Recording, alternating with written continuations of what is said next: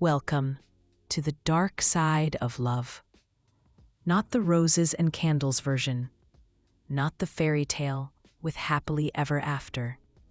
No, this is where love bruises, betrays, and bends until it becomes something unrecognizable. Where silence carries more weight than words, and desire takes root in the shadows where it was never meant to grow. This is my story. My name is Danielle. I am 42 years old. I used to be a wife. I used to be someone who believed in second chances. But second chances can be dangerous because sometimes they lead you straight into the arms of someone you were never supposed to touch. Mark came into my life when I had sworn off love. It was 7 years ago, during a sticky 4th of July cookout. The kind of suburban holiday where kids run wild with sparklers, men huddle around smoking grills, and women laugh over plastic cups of wine. Everything smelled like lighter fluid, charcoal, and cheap beer. Mark stood out. Not because he was trying to. He wasn't the loudest man in the group, or the flashiest. But he had this rugged stillness about him. The kind of man who fixed things himself, who carried calluses on his hands like they were badges of honor. Recently divorced, like me. Wounded, but not broken.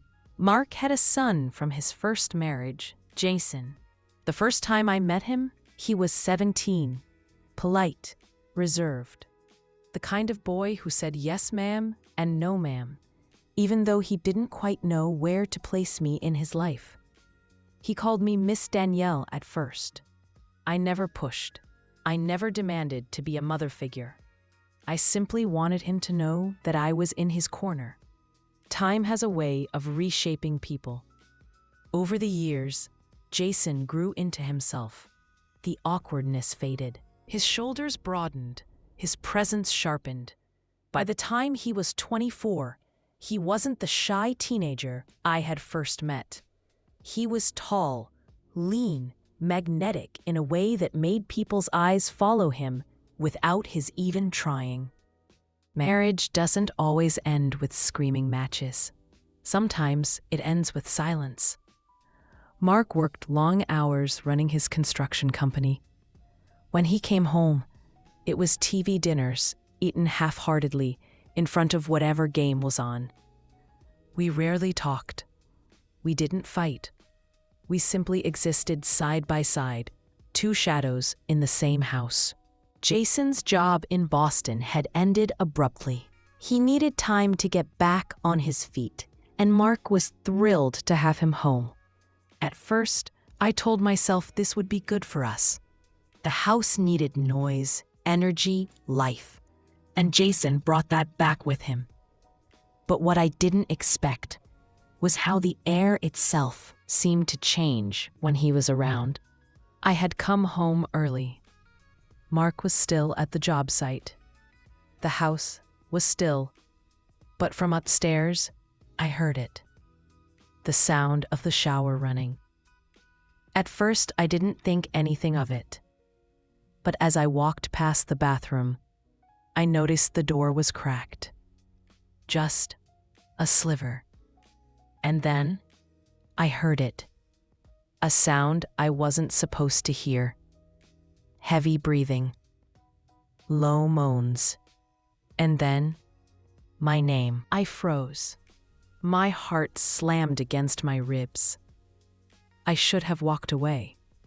I should have shut the door quietly and pretended I never heard a thing.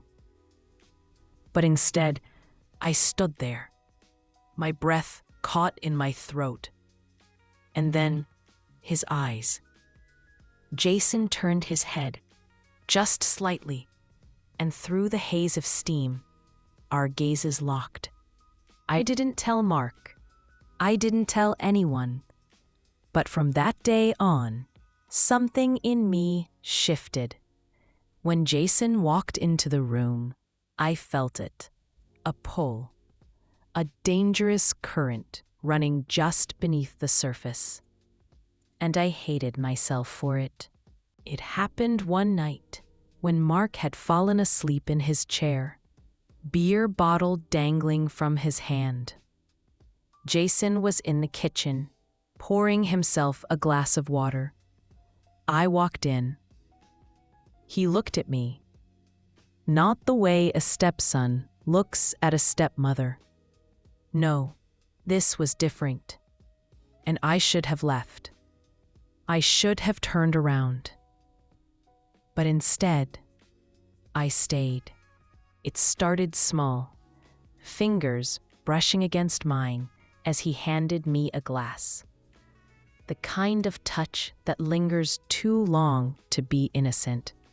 And then, I didn't pull away. It didn't happen all at once. It was a slow burn, a series of moments stacked on top of each other until they collapsed into something we couldn't control. The first time, it was reckless, messy, terrifying. But it was also undeniable. Every morning after, I woke up drowning in shame.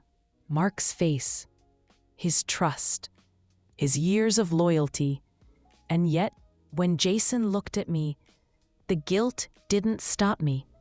It only bound me tighter to him. It became a secret language between us. Glances across the table, the brush of a hand when no one was looking, moments stolen in hallways when Mark's back was turned, and each time the line blurred further until there was no line left at all.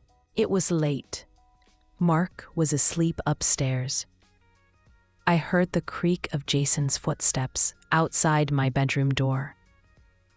And when I opened it, I didn't stop him. He stepped inside, and for a moment, the world outside ceased to exist. I knew it was wrong. I knew it would destroy everything. But the way he looked at me, the hunger, the desperation, it mirrored my own. And I let it happen. That night was fire, but fire leaves ashes. And in the silence that followed, I realized there was no going back. I had crossed a line that could never be erased.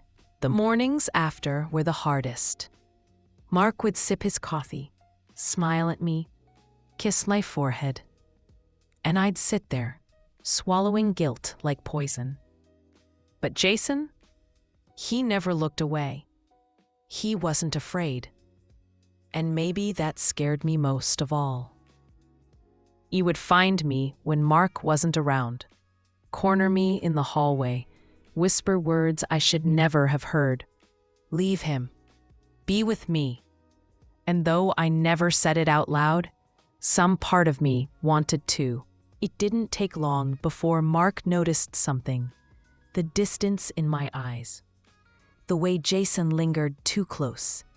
He didn't accuse me. Not yet. But suspicion hung heavy in the air, like smoke before a fire.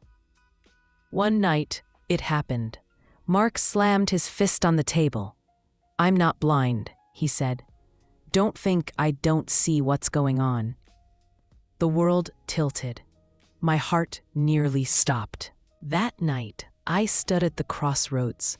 Stay with the man who had given me years of his life, or follow the forbidden path with the boy who had stolen my soul. Both choices meant destruction, but silence was no longer an option. The days that followed were chaos. Mark barely spoke to me. Jason avoided the house altogether.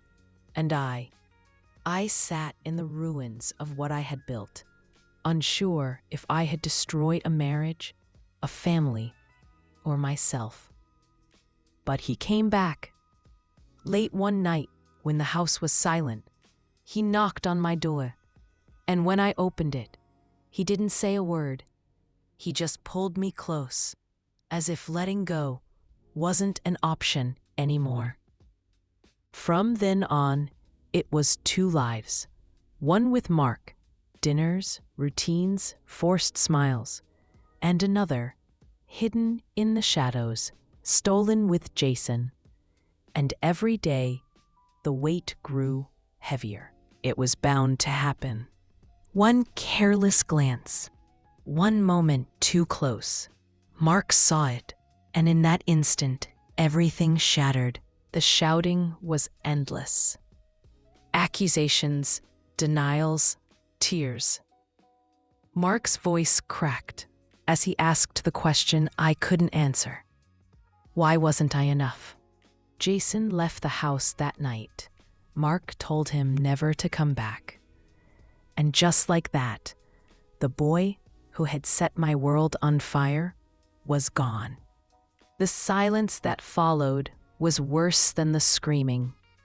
Mark slept in another room. We passed each other like strangers in our own home. And me? I was left with nothing but ashes of choices I couldn't take back. If I could go back, would I change it? Would I walk away that first night? Would I close the door instead of letting temptation in? Maybe. But some choices, once made, stain you forever. This is my confession. Not for forgiveness, not for sympathy, but because secrets rot in the dark, and mine has eaten me alive. Mark stayed, but it was never the same. Our love had cracks too deep to mend, no matter how much plaster I tried to smooth over them. We lived together, but the warmth was gone. I was a wife in name, but never again in heart. Even years later, I would feel it. That shadow of Jason in the room. The memory of his touch, his words, the choices I made. Mark never mentioned his name again, but silence is its own kind of punishment. People think betrayal ends when the affair does, but it doesn't. It lingers. It seeps into every glance, every word, every touch. It becomes part of you, a stain you carry for life. So here it is, the truth I've carried, the story I've buried, the mistake that cost me everything. I don't tell it to be pitied. I tell it because sometimes silence is louder than words. And I can't live in silence anymore. If you take anything from my story, let it be this.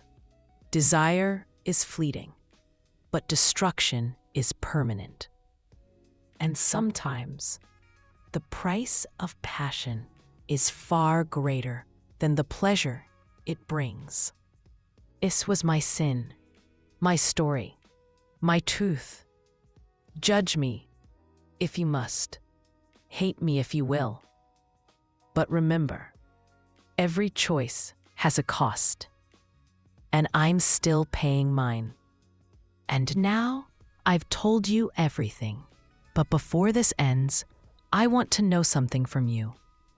Where are you watching my story from? Tell me in the comments below.